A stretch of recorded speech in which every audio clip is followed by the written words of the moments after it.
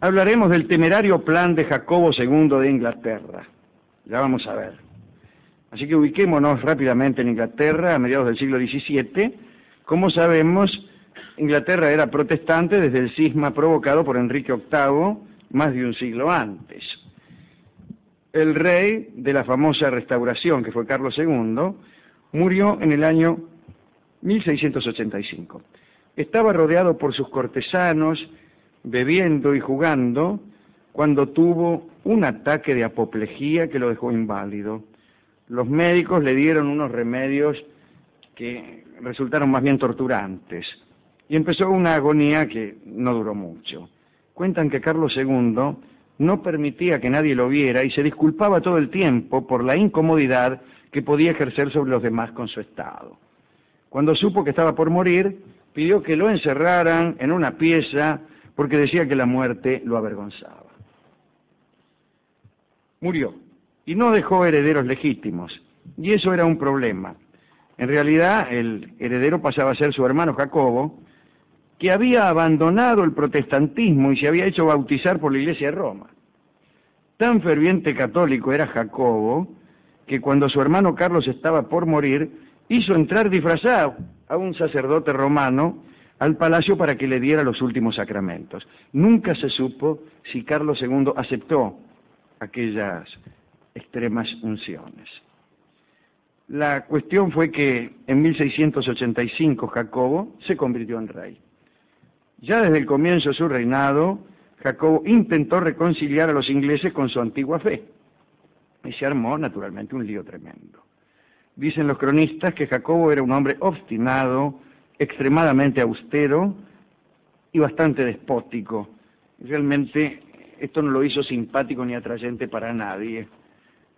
Además, en Holanda había una fuerza protestante considerable y allí vivían muchos ingleses que se iban de Inglaterra a partir de la asunción de Jacobo. Todos ellos querían voltearlo rápidamente al rey. Uno de estos exiliados era el duque de Monmouth, un hijo de Carlos II, un hijo ilegítimo, que tenía una tropa bajo su mando y que desembarcó con ella en Inglaterra. La tropa fue destrozada. El duque de Monmouth fue tomado prisionero y ejecutado. La mayoría de los complotados también fueron ajusticiados y algunos incluso fueron vendidos como esclavos a los mercaderes de las Islas Barbados. El encargado de aplicar los castigos contra los protestantes que se quejaban por la llegada del catolicismo era un tal Jeffreys. Lo han descrito como dueño del tribunal sanguinario. Los despojos de los ajusticiados eran puestos en los caminos a Londres, colgados o con sus cabezas en picas prolijamente dispuestas, conforme a unas viejas costumbres que siguieron los romanos, los búlgaros, etc. Los disturbios entre protestantes y católicos aumentaron. El rey sumó efectivos al ejército y designó a muchos oficiales católicos sin consultar a los comunes. Los parlamentarios, indignados por lo que consideraban un atropello, quisieron exigirle el cumplimiento de la ley. Resultado, se disolvió la Cámara. Jacobo declaró que estaba por encima de toda legislación. Diremos que Jacobo se casó 2 veces. Esto es importante. Primero lo hizo con Anna Hyde, con quien tuvo 2 hijas. Pero estas chicas nacieron cuando el rey era todavía Carlos II, quien como soberano tenía amplias potestades sobre el destino de sus sobrinas. Carlos II casó a su sobrina María, la hija mayor de Jacobo, con Guillermo de Orange, que era uno de los líderes protestantes de Europa. Digamos que Jacobo no quedó muy contento con el casorio de su hija, que después de todo iba a ser su sucesora. Para decirlo más claro, si Jacobo imponía el catolicismo durante su reinado, a su muerte volvería a imponerse el protestantismo con la llegada al trono de su hija María, con el esposo protestante Guillermo de Orange. Y preocupado por esa posibilidad, Jacobo hizo lo siguiente. Volvió a casarse para conseguir un heredero varón sobre el que pudiera disponer libremente. Y se casó con la hija del duque de Módena, que era por supuesto católica. Y para desesperación de los protestantes, en 1667 nació un heredero al que también se llamó Jacobo.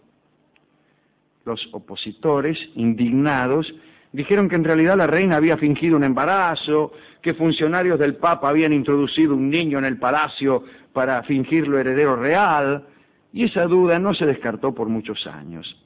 La cuestión fue que la llegada del recién nacido decidió a los protestantes a no esperar la muerte de Jacobo, sino a actuar inmediatamente. Varios obispos anglicanos se conjuraron y pidieron a Guillermo de Orange, que estaba en Holanda, que invadiera Inglaterra y depusiera por la fuerza a su suegro, Jacobo II. Guillermo desembarcó el 5 de noviembre de 1688 y marchó sobre la capital. Al principio Jacobo no creyó que su situación peligrara, pero sus cortesanos, amigos y soldados lo abandonaron. Trató de mantener el poder, pero al final debió escapar a Francia. Se refugió con su mujer y con su hijo recién nacido en la corte de Luis XIV, que como buen católico le dio el Palacio de Saint-Germain para que apolillara. Jacobo II, antes de huir, había arrojado el gran sello real en el Tames. Este acto fue considerado como el equivalente a una abdicación. Guillermo de Orange y María, la hija mayor de Jacobo, fueron declarados soberanos de Inglaterra. Al año siguiente del exilio, Jacobo quiso volver a Inglaterra para recuperar su poder. Desembarcó en Kinsale, al frente de un ejército apoyado por algunos cientos de irlandeses y franceses. Sitiaron Londonderry y el asedio duró 3 meses, pero los sitiados no se rindieron y terminaron por derrotar a los invasores. Jacobo regresó a Francia y allí murió en 1701. Su hijo, conocido en la historia como el viejo pretendiente, fue reconocido como Jacobo III, pero solo heredó la aspiración de llegar a ser rey de Inglaterra. No está mal, de todos modos, heredar aspiraciones. Yo he heredado algunos deseos, algunas ansias, algunas ilusiones, algunas aspiraciones y nada más. Las intenciones de Jacobo II por restaurar el catolicismo le granjearon el respeto de Roma. Prueba de eso es que algunos de sus descendientes están enterrados en la Basílica de San Pedro. Pero la verdad es que Inglaterra sigue siendo anglicana y este fue un fracaso más de los muchos que tuvo el catolicismo en Inglaterra. ¿A quién dedicar esto? Al rey anterior, a Carlos II, que viendo que iba a morir y tratando de no molestar a nadie, se encerró en una pieza. Al pretendiente, al hijo de Jacobo II, a Jacobo III, que, como hemos dicho recién, solo heredó aspiraciones. ¿A quién más? Bueno, no sé si usted quiere hacer alguna dedicatoria a uno de sus amigotes, podemos hacerlo, porque nos queda... Sí, no hay mucha gente simpática en esta historia, No hay mucha gente simpática, verdaderamente. Los hay despóticos, los hay tramposos, los hay que disuelven el Parlamento. Así que déjenlos que lluevan a estos ingleses.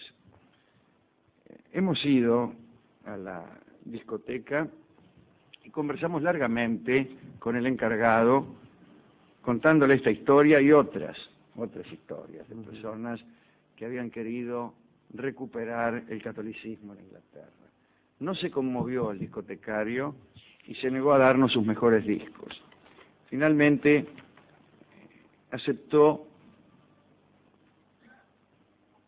encajarnos un viejo disco de Astor Piazzolla.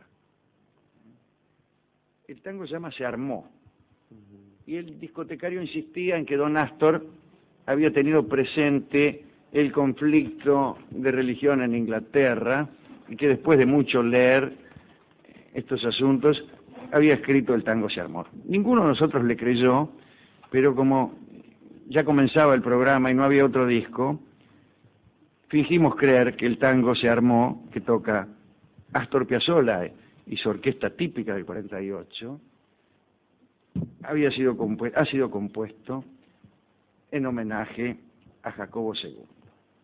Escucharemos entonces ahora mismo a don Astor. Adelante.